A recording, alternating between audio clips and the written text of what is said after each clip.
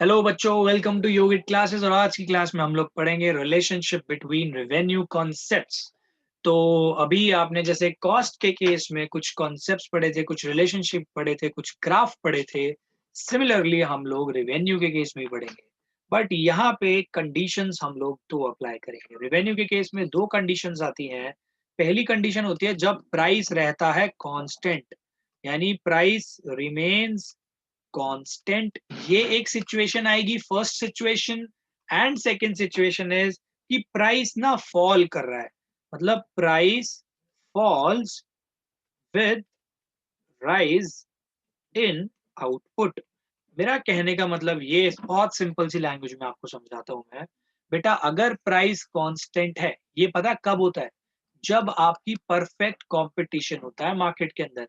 ये होता है किस केस में? परफेक्ट कंपटीशन के केस में। ये परफेक्ट कंपटीशन क्या होता है? These are the different market forms. ठीक है, ये जो मार्केट फॉर्म्स है ये आपको आगे की वीडियोस में मिलेंगे, आप प्लेलिस्ट में देख लीजिएगा थोड़े टाइम में। ये मार्केट फॉर्म्स में डिस्कस करूंगा तो वहां पूरा बताऊंगा परफेक्ट कंपटीशन क्या होता है। बट यहाँ पे मैं आपको सिंपली बता देता हूँ, perfect competition is nothing simply. अगर आप सोचो कि आप एक आटा लेने जा रहे हो एक दुकान पे, यहाँ पे एक दुकान है ए सेलर और दूसरा सेलर है बी। अब आप मान लीजिए ये जो ए सेलर है ये दे रहा है आटा 20 रुपए किलो, और ये भी आटा कितने में देगा? 20 रुपए किलो। बट अब आप एक बात सोचिए, अगर इसने अपने आटे का दाम कर दिया 21, तो भाई सिंपल सी बात है, इससे कोई खरीदेगा ही क्यों जब दोनों दुकानें वही हैं। ये 20 का दे रहा है, वही सेम आटा ये 21 का दे रहा है, तो कोई ना कोई जो गधा होगा वही यहाँ से खरीदेगा, राइट? तो क्या होगा, वो कभी अपने रेट को इतना करेगा ही नहीं, 21 करेगा ही नहीं, क्योंकि उसको पता है कि अगर उसने थोड़ा सा भी क्या कहते हैं फ्लक्चुएट किया, तो क्या हो जाएगा भाई, इसकी डिमांड ही नहीं रहेगी, सिर्फ सब लोग इसी से खरीदेंगे। तो ऐसे सिनेरियो को ध्यान में रखते हुए इस चीज को हम बोलते हैं परफेक्ट कंपटीशन। इस वजह से यहाँ पे प्राइस दोनों के कांस्टेंट रहते हैं। अब आप सोचो ये कि अच्छा सर इसने कम कर लिया, तो बेटा एक बात सोचो, अगर इसने कम कर लिया तो इसको भी ऑटोमेटिकली कम करना पड़ेगा। अब इनको दोनों को पता है कि भाई कम करेंगे तो दोनों करेंगे, ज्यादा करेंगे तो दोनों करेंगे। लेकिन ये कम क्यों नहीं करेंगे? कम इसलिए नहीं करेंगे क्योंकि फिर दोनों का ही नुकसान होगा। और ज्यादा कोई क्यों नहीं करेगा? क्योंकि अगर इसने ज्यादा किया तो इसका कोई माल नहीं खरीदेगा। तो इस सिनेरियो में ना ही प्राइस कम होने वाला है, ना ही प्राइस ज्यादा होने वाला है, प्राइस रहने वाला है आपका constant. And such situation is called perfect competition, right? दूसरा केस आ जाते हैं, यहाँ पे प्राइस फॉल करता है विद राइज इन आउटपुट। मेरा कहने का मतलब यहाँ पे ये है कि यहाँ पे फर्म होती है ना, वो अपनी ओन प्राइसिंग पॉलिसी को फॉलो करती है। यहाँ पे आप लिख सकते हो firm follows its own pricing policy. ठीक है, लेकिन एक चीज का जरूर ध्यान रखना है यहाँ पे, it can increase sales only by reducing the price. ध्यान रखना आप। अब यहाँ पे मैं आपको एक चीज समझाता हूँ। यहाँ पे मैं क्या कहना चाहता हूँ कि सेल पता है इंक्रीज कैसे होगी? यहाँ पे प्राइस को रिड्यूस करके सेल इंक्रीज हो सकती है। अब मान लीजिए मार्केट में कोई चीज आई है जिसके हम सब शौकीन है। मान लीजिए कुछ भी ए टू, मतलब एक प्रोडक्ट है, एक खाने की चीज है, अच्छी चीज है, ठीक है। अब ये अभी मार्केट में मिल रही है मान लो 50 रुपए की। तो इसकी जो सेल है ना, इसकी सेल मार्केट में हो रही होगी मान लो 1 लाख। 1 लाख क्या कहते हैं क्वांटिटी बिक रही है एक ही, अगर 50 रुपए प्राइस है। अब इसकी इनको वो बढ़ानी है कि भाई क्या कहते हैं इसकी सेल बढ़ानी है, तो ये क्या करेंगे, अपने प्राइस को थोड़ा ड्रॉप कर देंगे। अगर ये देखेंगे यार अगर मैं 45 कर देता हूँ तो कितने लोग आ रहे हैं, मान लो 45 करते ही क्या होने लग गए, इस ए प्रोडक्ट को खरीदने के लिए आने लग गए 1.5 लाख लोग। तो अब आप खुद दिमाग लगाइए, 1 लाख लोग अगर 50 रुपए पे करे तो यहाँ ज्यादा सेल होगी, या 1.5 लाख लोग 45 रुपए पे करे, यहाँ ज्यादा सेल होगी ऑफकोर्स यहाँ पे। तो इस केस में क्या होता है कि यहाँ पे जो आपकी सेल इंक्रीज होती है ना, सिर्फ कैसे हो सकती है, अगर आप प्राइस को रिड्यूस कर सकते हो। ठीक है, तो यहाँ पे परफेक्ट कंपटीशन वाला सीन नहीं है, ये है आपका कौन सा सीन? Imperfect competition. अब इन दोनों में मेन चीज क्या हो गई? ये जो बेटा परफेक्ट कंपटीशन है ना, यहाँ पे जो फर्म होती है ना, वो मार्केट का प्राइस टेक करती है, दे आर प्राइस टेकर्स। ठीक है, और यहाँ पे दे आर प्राइस मेकर्स, ये अपने मर्जी का प्राइस बनाते हैं। तो यहाँ पे होता है इम्परफेक्ट कंपटीशन और ये होता है आपका परफेक्ट कंपटीशन। तो हम इन दोनों सिनेरियो में रेवेन्यू के कॉन्सेप्ट्स पढ़ेंगे, उनके बीच का रिलेशनशिप पढ़ेंगे इन दोनों के केसेस में, राइट? तो स्टार्ट करते हैं। Relationship between AR and MR।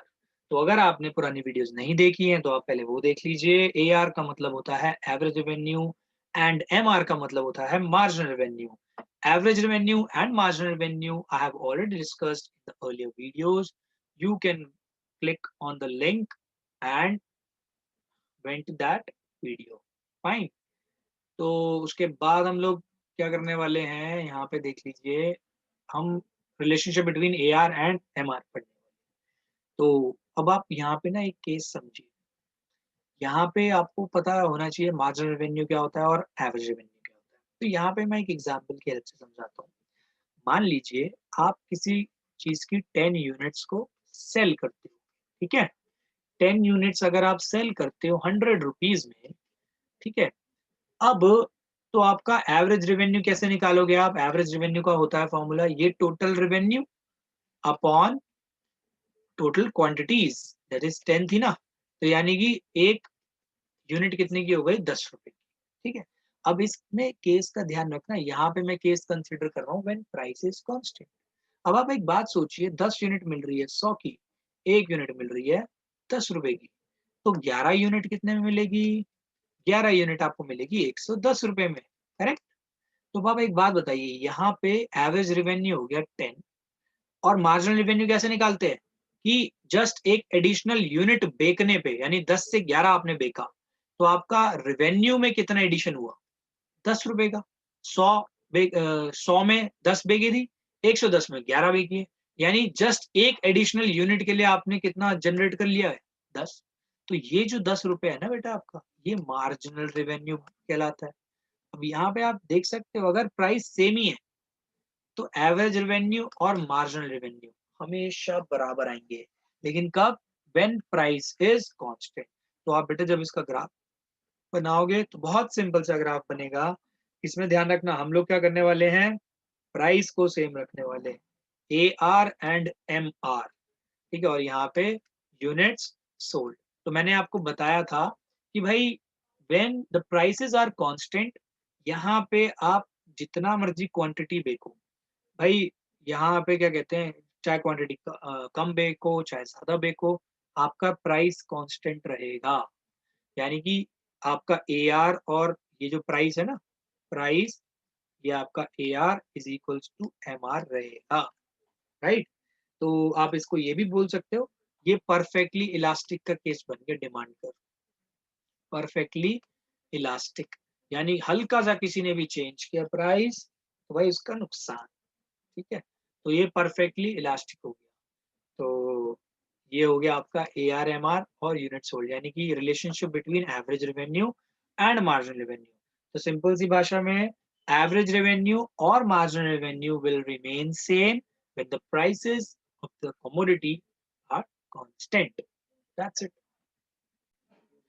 तो बच्चों नेक्स्ट केस है relationship between TR and MR when prices constant.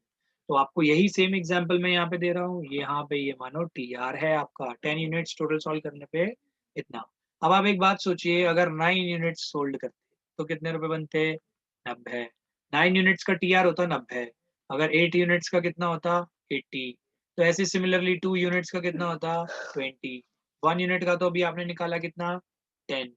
0 unit का, जब आप 0 यूनिट सेल करते तो आपको कुछ मिलता थोड़ी, तो 0 ही होता। तो अब इसको बस ग्राफ पे बनाना है हमें, और कुछ भी नहीं है। अब यहाँ पे क्या करते थे हम लोग? Unit sold, right? यहाँ पे मान लीजिए 2, 4, 6, 8, 10, और यहाँ पे आप मान लीजिए ये आपका 0। यहाँ पे आपका हो जाएगा, हम रेवेन्यू के बारे में बात कर रहे हैं यहाँ पे, ये हो जाएगा TR MR, ठीक है, इन रुपीज। तो टोटल रेवेन्यू को अगर आप ग्राफ पे बनाते हो तो 0 पे 0 आ रहा है, ठीक है? यहाँ पे आप देख लीजिए, ये मान लीजिए ये 10 है, ये 20 है, ये 30 है, 40, 50, एक्चुअली इसको ले लीजिए 20, 40, 60, 80, 100। तो ये 2 यूनिट पे 20 आ रहा है, 0 यूनिट पे 0, 4 यूनिट पे 40 आएगा, 6 यूनिट पे आपका 60 आएगा। 8 यूनिट कितने में हो रही है? टीआर का ग्राफ बना रहा हूँ बेटा, टोटल रेवेन्यू। 8 यूनिट सेल करने पे टोटल रेवेन्यू 80 आएगा। 10 यूनिट सेल करने पे 100 आएगा। तो आप इसको ढंग से बना लीजिएगा अपनी कॉपी के अंदर। मैं रफली बना रहा हूँ, ये बनेगा, ये एक स्ट्रेट लाइन से बन जाएगी किसकी? ये इस पे लाई करेगा, ठीक है। ये जो स्ट्रेट लाइन बनी है किसकी बनी? टोटल रेवेन्यू की। अगर मैं बात करता हूँ मार्जिनल रेवेन्यू की, तो देख लीजिए मार्जिनल रेवेन्यू क्या बनेगा भाई। मार्जिनल रेवेन्यू है आपका सिर्फ 5 का, तो 5 नहीं 10 का। मार्जिनल रेवेन्यू कितना था आपका? 10। तो 10 तो भाई सेम ही रहेगा, हर एक का मार्जिनल रेवेन्यू सेम ही रहेगा। मतलब अगर आप 11वीं यूनिट खरीदोगे तो उस पे आपको 10 रुपए फालतू देने हैं। अगर आप 12वीं यूनिट खरीदोगे 11वीं से 12वीं, तो 11वीं से 12वीं में आने में फिर से 10 रुपए फालतू देने हैं। तो आपका यहाँ से ग्राफ ऐसे पास होके जाएगा, ऐसे, मतलब ऐसे ऊपर नहीं जाएगा। जो आपने एमआर वाला ग्राफ बनाया था, ये आधे से जाएगा। 20 है ना यहाँ पे, तो आपको 10 से स्टार्ट करना है उसको। ऐसे जाएगा, ये ऊपर जा रहा है, ऊपर नहीं जाएगा वैसे, ये ऐसे जाएगा। ठीक है, ये ग्राफ जो बनेगा ये प्राइस का ही बन गया एक तरह से। Price A is equals to M. तो ये आपका बन गया है यहाँ पे ग्राफ। ठीक है, तो ये हो गया इतना, दैट्स इट। तो बच्चों अब हम करेंगे third part, that is relationship between relationship between total revenue and price line. अब आप सोचोगे सर प्राइस लाइन क्या है, तो मैं बता देता हूँ भी। जैसे मैंने पहले ग्राफ बनाया था ना, एमआर और एआर वाला, यही प्राइस लाइन होती है, इसी को हम प्राइस लाइन कहते हैं। अभी मैंने बनाया था A R M R is equals to price, ऐसे लिखा था, इसी को हम प्राइस लाइन कहते हैं। तो मैं क्या बता रहा हूँ आपको, relationship between T R and price line. देखो कितना सिंपल है। अभी मैंने आपको जो एग्जाम्पल दिया था उसी पे बेस बताया था। जैसे ये 2 था, ये 4, ये, चलो इसको 2 4 को छोड़ दो, यहाँ से मैं लेता हूँ 1 2 3 4 5 6 7 8, इसको और स्ट्रेच कर देते हैं 9 10। ठीक है, यहाँ पे ले लेते हैं इसको 10, 10 नहीं ले रहा मैं, मान लो इसको ले लिया 5, इसको ले लिया 10, इसको लिया 15, इसको लिया 20। तो अगर मैं यहाँ पे बेटा प्राइस लाइन बनाऊंगा तो क्या बनेगी? प्राइस लाइन 10 रुपीज से जाएगी, है ना।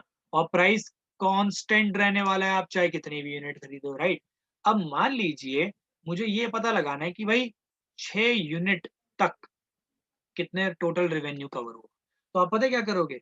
अगर आपको ये निकालना है ना, तो इसको आप यहाँ तक का एरिया अंडर द कर्व निकाल लो।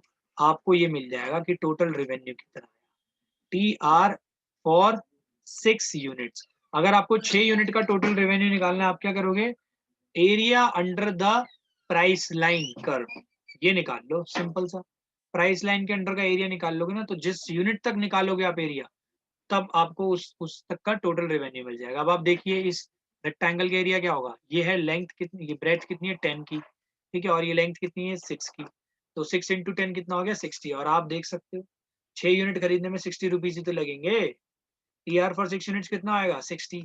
तो आपने यहाँ पे एक चीज सीखी कि T R for required quantity is equals to area under the price line up to that quantity।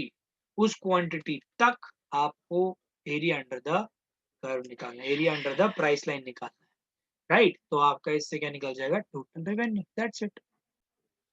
तो बच्चों अब हम लोग करने वाले हैं relationship between A R and M R की स्टडी, ठीक है।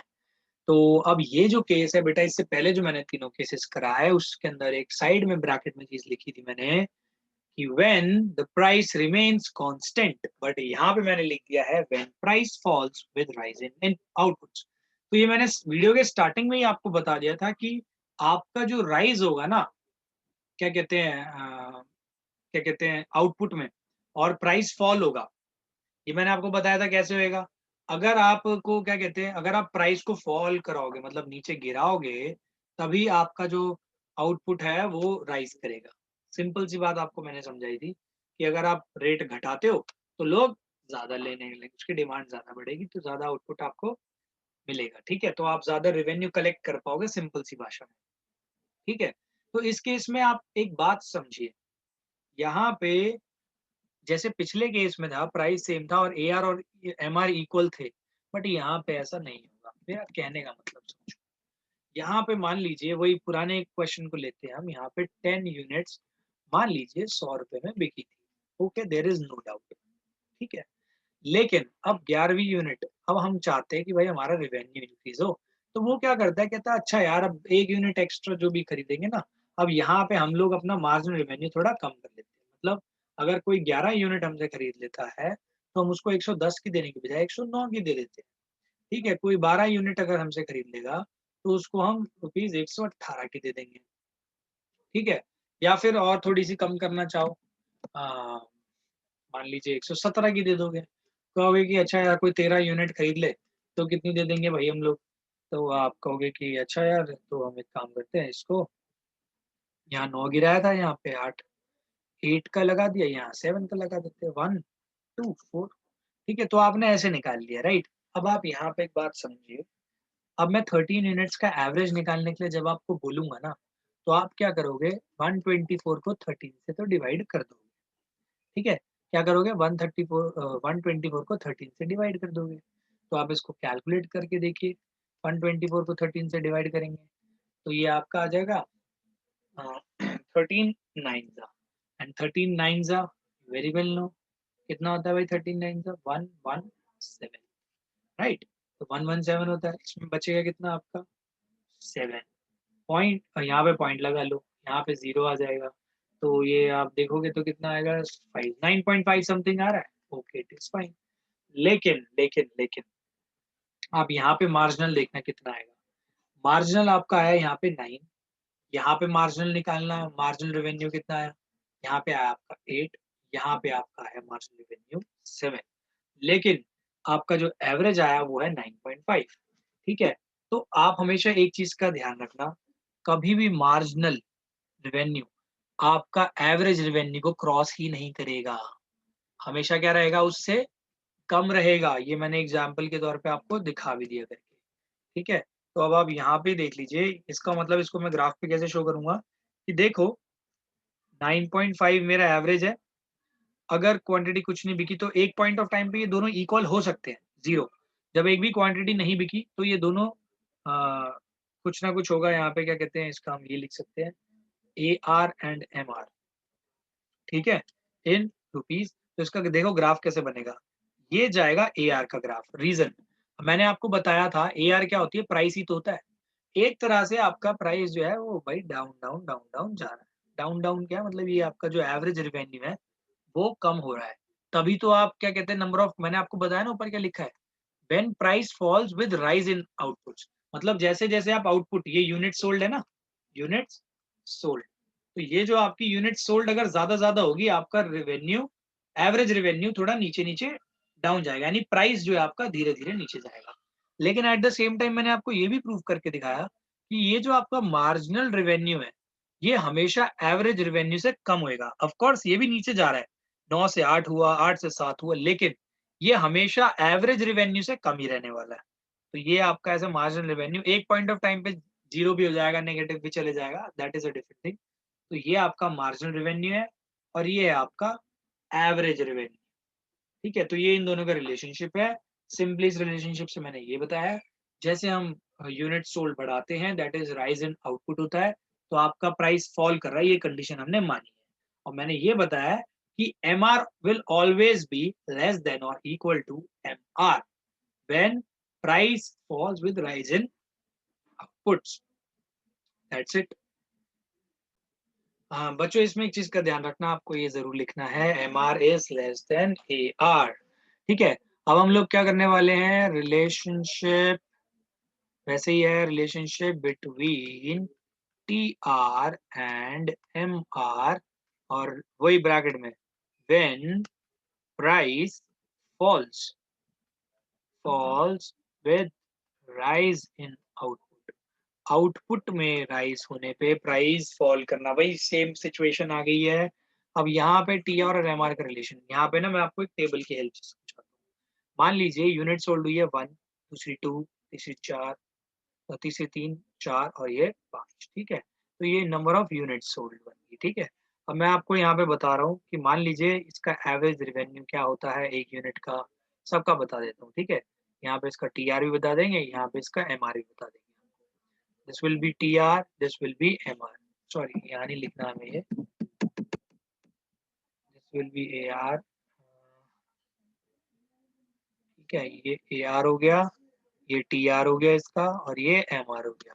यहाँ पे मान लीजिए प्राइस था भाई इनका, यहाँ पे हम लोग प्राइस रखते हैं इसका, मान लीजिए जब 1 यूनिट सेल करा था तो 4 रुपए प्राइस था, जब 2 यूनिट सेल करा तो कह रहा है कि भाई हर एक यूनिट में 4 रुपए में बेचूंगा, जब 3 यूनिट्स लगने लगी तो बोल रहा है कि भाई मैं तो 3 में बेचूंगा, फिर कह रहा है 2.25 रुपए में, फिर लास्ट में 5 यूनिट कह रहा है चल 1-1 रुपए की लेते हैं भाई सारे, ठीक है।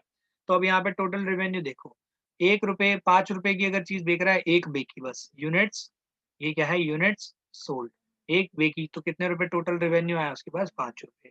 जब 2 यूनिट बेचेगा 4-4 रुपए ईच, तो 8 रुपए आएगा, ऐसी 3 3 9 आ जाएगा। जैसे ही आप 2 इंटू ये आपका आ जाएगा 9, ये भी 9 आ जाएगा, 2.25 इंटू 4 करोगे, 1 इंटू 5 करोगे तो 5 आ जाएगा। अब यहाँ पे दिमाग लगाइएगा, यहाँ पे MR कितना बना, मतलब मार्जिनल रेवेन्यू। तो देखो फर्स्ट वाले में आपने 0 यूनिट सोल्ड करी थी, 0 से अब आपको 5 मिल रहा है 1 यूनिट सोल्ड करने पे, यानी कि 5 रुपए। अब आपको 5 से कितना मिल रहा है, 8 रुपए, यानी कि 3 का मार्जिन मिल रहा है। अब आपने 1 प्लस यूनिट और बेची, 2 से 3, 2 में मिल रहे थे 8 रुपए, 3 यूनिट में मिल रहे हैं 9 रुपए, अभी भी आपको मार्जिनल रेवेन्यू मिल गया एक्स्ट्रा 1। अब यहाँ पे देखो आपने 3 बेको या 4 बेको, आपका मार्जिनल रेवेन्यू तो भाई 9 ही है। ओ सॉरी, मार्जिनल कह रहा हूँ, टोटल रेवेन्यू तब भी 9 था, अब भी 9 है, तो मार्जिनल रेवेन्यू कुछ मिल ही नहीं रहा। लेकिन अब नेक्स्ट केस में जाओगे तो भाई और कम हो गया यहाँ तो आपका TR, टोटल रेवेन्यू, ये तो 9, ये तो आपका 9, ये क्या कहते हैं आपको, ये नीचे से ऊपर वाला माइनस करते हो ना, 5 में से 9 माइनस करो, ये तो कम हो गया बल्कि -4 हो गया। इसी चीज को अगर मैं ग्राफ पे शो करूँ, ठीक है, तो देखिए ग्राफ पे क्या बनता है, ये है टोटल रेवेन्यू, ठीक है। यहाँ पे मैं टोटल रेवेन्यू बता रहा हूँ, और इसको ना 2 ग्राफ में समझाता हूँ आपको, ठीक है। यहाँ पे आपको एक ऐसा ग्राफ बनाना है, और एक बिल्कुल इसके नीचे ग्राफ बनाना है। दोनों केसेस को अलग अलग कंसिडर करूंगा, यहाँ पे मैं टोटल रेवेन्यू लिखूंगा, यहाँ पे मैं मार्जिनल रेवेन्यू लिखूंगा, और यहाँ पे क्या होगी, ऑफ कोर्स यूनिट सोल्ड, ठीक है, यहाँ पे भी क्या होंगी, यूनिट्स सोल्ड। अब आप देखिए टोटल रेवेन्यू को, पहले बढ़ा, फिर बढ़ा, फिर बढ़ा, फिर एक पॉइंट पे इक्वल हो गया, फिर कम हो गया, यानी कि मैं टोटल रेवेन्यू का अगर ग्राफ बनाना चाहूँ तो ऐसे बनेगा कि भाई बढ़ा बढ़ा बढ़ा बढ़ा, फिर एक पॉइंट पे कांस्टेंट हुआ, फिर नीचे आने लग गया, ठीक है। तो ये हो गया आपका TR, और ये इस पॉइंट पे कांस्टेंट हुआ, ठीक है। अब यहाँ पे मैं आपको एक चीज समझा देता हूँ, जिस पॉइंट पे कांस्टेंट हुआ, ये कौन सा पॉइंट था बेटा, जिस पॉइंट पे कांस्टेंट हुआ था ना, ये था जहाँ पे MR था आपका 0, यानी कि जब MR का ग्राफ जो बनेगा ना, वो कुछ ऐसा बनेगा, ये यहाँ से टच होते हुए जाए, ये MR की लाइन है, ये TR की। अब आप देखना यहाँ पे मेन चीज क्या समझने की, ये पॉइंट मान लो A, इस पॉइंट को मान लो आप B। तो आप एक चीज देखिए, यहाँ पे इस पॉइंट पे कांस्टेंट, इस पॉइंट पे क्या कहते हैं, जहां कांस्टेंट हुआ है, वहां पे आपका मार्जिनल रेवेन्यू आ रहा है बेटा 0। इसके बाद तो देखो मार्जिनल रेवेन्यू नेगेटिव में चला गया, इसलिए ये भी नीचे चला गया, और इसके बाद जैसे ही मार्जिनल रेवेन्यू नेगेटिव में गया, आपका टोटल रेवेन्यू कम होने लगा। देखो यानी कि ये जब नेगेटिव में जा रहा है, तो ये टोटल रेवेन्यू भी यहाँ से नीचे गिरने लग गया। तो ये होता है आपका relationship between TR and MR। तो आई होप बच्चों आपको ये वीडियो में समझ में आया, अगर आपको वीडियो समझ में आया, please share with friends, with bell icon, also hit the like button. अगर आपको हमें फॉलो करना है फेसबुक और इंस्टाग्राम पे, just type yogic classes in search box and you will find that page. अगर आप चैनल पे नए हो तो इसको सब्सक्राइब करना ना भूलें। मिलते हैं नेक्स्ट वीडियो में, तब तक के लिए thanks for watching yogic classes.